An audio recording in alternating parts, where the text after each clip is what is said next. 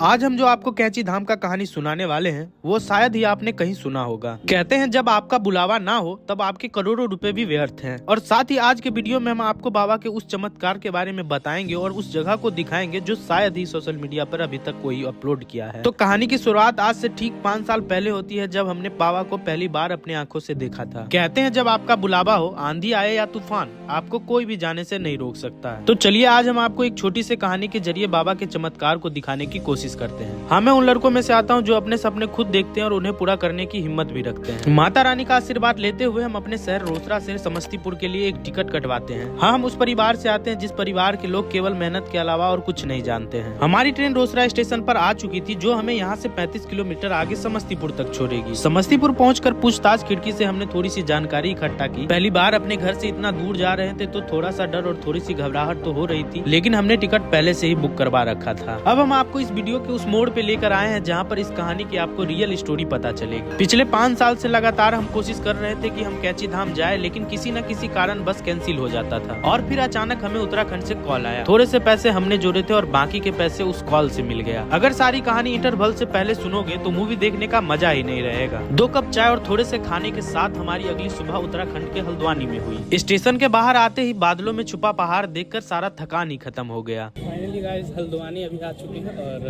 हल्द्वानी से हमको रिसीव करने के लिए एक भैया हैं, उनके पास जाना है। तो अभी वो शायद बाहर में हमारा वेट कर रहे हैं तो उनके पास जा रहे हैं। गाइस अभी तो बस थोड़ा थोड़ा स्टार्ट हुआ है और भी चीज़ है अभी जो आपको दिखाना है और बहुत सारी चीज़ें हैं। मेरे खुशी का कोई ठिकाना ही नहीं है। और स्टेशन के ठीक बाहर इंतजार कर रहे थे हमारे श्री भाई, जिनके स्पॉन्सर की वजह से आज हम उत्तराखंड में आए हैं। अब आप सोच रहे होंगे कि इस चैनल का यह पहला वीडियो है तो इसे स्पॉन्सर कहां से मिला? कि बाबा के आशीर्वाद से पूरा बिहार हमें टीप बाबू के नाम से जानता है। जी हाँ, आपका भाई इंस्टाग्राम पे ऑलरेडी एक कंटेंट क्रिएटर है जिसके थ्रू मुझे ये स्पॉन्सर मिला है। तो फाइनली गाइस अभी हम भैया के रूम पे आए हैं और ये उत्तराखंड मतलब देवों का जो भूमि होता है उसके अंदर है अभी हम। और ये देख सकते हो चारों तरफ का नज़ारा और भैया का रूम ये है। और अभी तो फिलहाल भैया के रूम पे आए हैं, थोड़ा सा रेस्ट करना है क्योंकि सफ़र से आने के बाद तो आप लोग जानते ही हो थोड़ा सा हैवी हो जाता है शरीर। तो थोड़ा सा जा रहे हैं अभी, नहा सुना के फ्रेश होते हैं, उसके बाद आप लोगों से बात करते हैं और भैया से भी मिलवाते हैं। तो ये गाइस अभी नहा सुना के रेडी हो गए हैं और अभी जा रहे हैं मैगी बनाने के लिए। फिलहाल हमारा इधर किचन है, मतलब हमारा नहीं भैया का किचन है। आज भैया के घर में हमारा पूरा कब्जा हो गया, आपको टीप बाबू का पूरा कब्जा हो गया। तो ये गाइस अभी हमारा खाना वाना हो चुका है और श्री भैया भी हैं साथ में। तो अभी श्री भैया के दुकान पे जा रहे हैं जहाँ पे उनका शॉप है। तो चलिए आप लोग को भी लेके चलते हैं साथ। तो ये गाइस अभी ये रहा हमारा गाड़ी पल्सर 200, तो इसी से हम लोग जाएंगे। एक्सपल्स 200 है, सॉरी गाइस गलती से कुछ भी बोल देते हैं। उसके बाद हम सीधा निकल गए श्री भाई के शोरूम के पास। ये है नीलकमल के फर्नीचर का शोरूम जो कि पूरे हल्द्वानी में सबसे बेस्ट है। हमने और श्री भाई ने बैठकर कंटेंट के ऊपर डिस्कशन किया और शाम को हम लोग निकल गए हल्द्वानी के वो जगह पर जहाँ पर आपको सारे ब्रांड्स के शोरूम मिल जाएंगे। आज फिलहाल हम लोग अभी जूडियो आए थे और यहाँ पे हम लोग का पोपट हो गया है कि जूडियो अभी क्लोज हो चुका है। यहाँ का टाइम पूरा हो गया इसलिए खत्म बात। उसके बाद हम लोग शाम को बाहर ही थोड़ा मोड़ा खाना खाए। सो हे गाइस गुड मॉर्निंग, अभी सुबह के 5 बज रहे और हम लोग आज जल्दी उठ गए। तो आज हम नीम करोली बाबा के यहाँ पे जा रहे हैं मिलने के लिए और काफ़ी टाइम से हम सोच रहे थे कि वहाँ जाएं पर जा नहीं पा रहे थे।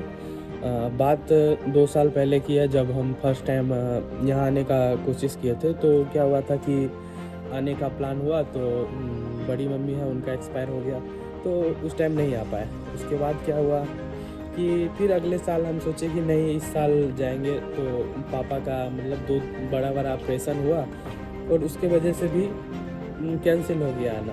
और उसके बाद 6 महीने बाद फिर मतलब जब रिकवर होने में पापा को 6 महीने लगा और उससे पहले मतलब मेरा हालत ख़राब हो गया कि नहीं बाबा जी अब बुला लो प्लीज़ बुला लो। लेकिन फाइनली मतलब मेरा क्या कहें इतना रोए हैं यहाँ आने के लिए नीम करोली बाबा का दर्शन करने के लिए। वो सिर्फ मैं और मेरा दिल जानते हैं और बाबा जानते हैं कि उनसे मिलने के लिए मतलब कितना पागल हुए पड़े हैं।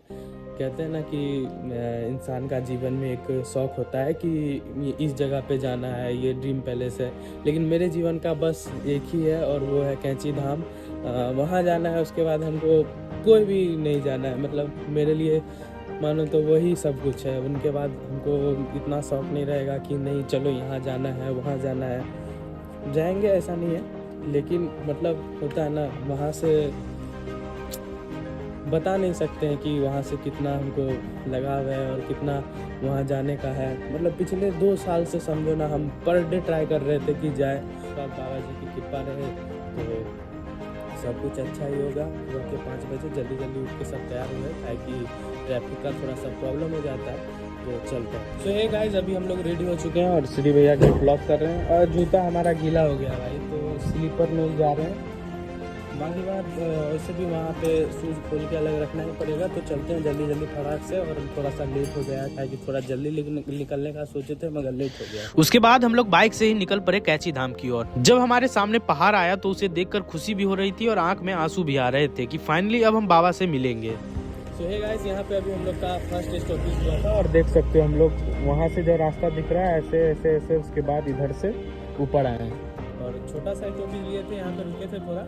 और उसके बाद अभी कितना किलोमीटर और जाना है? अभी कितना आगे जाना है? 20। अभी 20 किलोमीटर और ऊपर जाना है। उसके बाद हम लोग सीधा पहुंच गए भीमताल की ओर। ये गाइस हमारा दूसरा स्टॉपेज हुआ है और इस वक्त आप लोग गेस करो कि हम कहाँ पे हैं। अभी देख सकते हैं ये है भीमताल और अभी हम लोग फिलहाल भीमताल में रुके हुए हैं। इधर भी घूम लो, ये देखो यहाँ का नज़ारा कुछ इस तरह का है। जब भीमताल से हम ऊपर की ओर गए तो पहाड़ के गोदों में था कैची धाम। दिल शांत था और मन में किसी प्रकार की घबराहट नहीं थी। ऐसा लग रहा था कि मानो कि मैं शून्य पे आके रुक गया हूँ। कहते हैं कैची धाम में आकर अच्छों की भाग्य खुल जाते हैं और साथ ही ये भी कहते हैं कि जिसका जब तक बुलावा ना हो तब तक यहाँ पर कोई नहीं पहुँच सकता है। आज से ठीक 5 साल पहले जब हम यहाँ पर आने की कोशिश कर रहे थे, ना मेरे पास पैसे हो रहे थे और ना ही कोई जाने का इंतजाम। और जब बुलावा आया तो पैसे के भी इंतजाम हो गए और जाने का प्लान भी बन गया। और जब हम मंदिर के अंदर गए तो मेरे पास कोई शिकवा शिकायत ही नहीं था। सोचकर तो गए थे कि बाबा से बहुत कुछ मांगेंगे, लेकिन मन में वहाँ पर कुछ आया ही नहीं। और मंदिर में दर्शन के बाद मंदिर के बाहर ही हमने बाबा जी के मूर्ति खरीदे। बाबा जी के दर्शन के बाद हम लोग निकल चुके थे वापस से अपने घर के लिए। पूरे उत्तराखंड में बहुत सारे घूमने की जगह है, लेकिन मेरे दिल में और मन में बस एक ही जगह था, जो था कैची धाम। अब पता नहीं अगली बार कब यहाँ आने का मौका मिलेगा और जाते जाते बस बाबा से एक ही बात कहे कि अगली बार हमें यहाँ जल्दी बुला लेना। सो हे गाइस, अभी हम लोग दर्शन करके अच्छे से आ गए हैं और बारिश होने लगा था, तो जिस वजह से जल्दी आए, कपड़ा उपड़ा बदल के बैठे और ये रहा पर हम लोग अब खाएंगे। So hey guys, welcome back to another episode of Uttarakhand. तो और आज एकदम रेडी सेडी हो गए हैं, नहा धोआ के तैयार हो गए हैं। सुबह है अभी और 2 दिन से तो बारिश ही हो रहा है, जिस वजह से और आगे का जो प्लान था जहाँ जाने का वो नहीं हो पा रहा है। तो आज फिलहाल हमारा शूट है, जो जिस शोरूम का शूट के लिए आए हैं तो वहाँ लेके चलते हैं। अभी तैयार हो गए हैं, बाहर ही कुछ नाश्ता वगैरह कर लेंगे और उसके बाद निकलेंगे। यहाँ का स्थिति बहुत ख़राब है, 2 दिन से बारिश चल रहा था और बादल भी बहुत जगह फटा है और उसी वजह से हम आगे का ट्रिप नहीं कर पा रहे हैं। जहाँ जाना था हमको वहाँ नहीं कर पा रहे हैं। तो फिलहाल आज अभी नहा धोआ के मस्त से रेडी हुए हैं और अभी हमको फिलहाल जिस शोरूम के शूट पे आए हैं, जिसका वीडियोस बनाने प्रमोशन के लिए आए हैं, तो उनके यहाँ पे चलते हैं और करते हैं तगड़ा सा उनका वीडियो शूट। और फिलहाल आप लोग का प्यार सपोर्ट रहा तो बाकी सब चीज़ बढ़िया ही होगा, कोई दिक्कत वाली बात नहीं है। ये गाइस, आप लोग के लिए एक छोटा सा चीज़ सोचे हैं कि मतलब जो नीम करोली बाबा के यहाँ पे आए हैं और वहाँ पे क्या है कि हम गए हैं तो काफ़ी लोग नहीं आ पाते हैं या जो भी हो, तो उन लोग के लिए एक छोटा सा गिव अवे है। आप इंडिया के किसी भी कोना से देख रहे होंगे, तो अगर आप हमको सब्सक्राइब करते हैं, कमेंट करते हैं, फॉलो करते हैं, तो बाबा जी का एक प्यारा सा मूर्ति आपको हम यहाँ से कुरियर कर देंगे। तो दबा के सब्सक्राइब कर लीजिए और इंस्टा फेसबुक पे भी फॉलो कर लीजिए और सपोर्ट कीजिए अपने भाई को, ताकि आप तक बाबा जी का मूर्ति पहुंच सके। नीम करोली बाबा का एक छोटा सा मूर्ति है, मैं आपको अभी दिखा दूंगा। तो बाबा जी का प्यारा सा मूर्ति है जिनको मैं गिव अवे करने वाला हूँ। तो गाइस, अभी बाहर में आके वेट कर रहे हैं, अभी आएगा उनके ऑफिस पे से लड़का और हमको उनके शॉप पे लेके जाएगा। तो अभी आ रहे हैं, तो फिर चलते हैं। और उसके बाद सीधा हम उनके शोरूम पे चले गए, काहे कि हमें जो सूट खत्म करना था। हमें इस दुकान का सूट 3-4 लोकेशन से करना था, तो मेरे साथ इतने सारे भाई लोग जा रहे थे, जिनके हेल्प से यहाँ के अलग अलग लोकेशन पर जाके हमने यहाँ का सूट निपटाया। उसके बाद हमें बड़े तेजों की भूख लगी हुई थी, तो अपने लिए कुछ खाना पैक कराकर वापस से रूम पर आ गए। और साथ ही आपको ये भी बता दें कि आज हमारे उत्तराखंड में लास्ट दिन था, तो श्री भाई हमें स्टेशन तक छोड़ने आए थे। तो ये गाइस, फिलहाल अभी हम हल्द्वानी स्टेशन पे आ गए हैं और हल्द्वानी में आज हमारा लास्ट डे है। भैया को बाय बोलकर अब हम लोग यहाँ से निकल जाएंगे, हम लोग नहीं, हम निकल जाएंगे।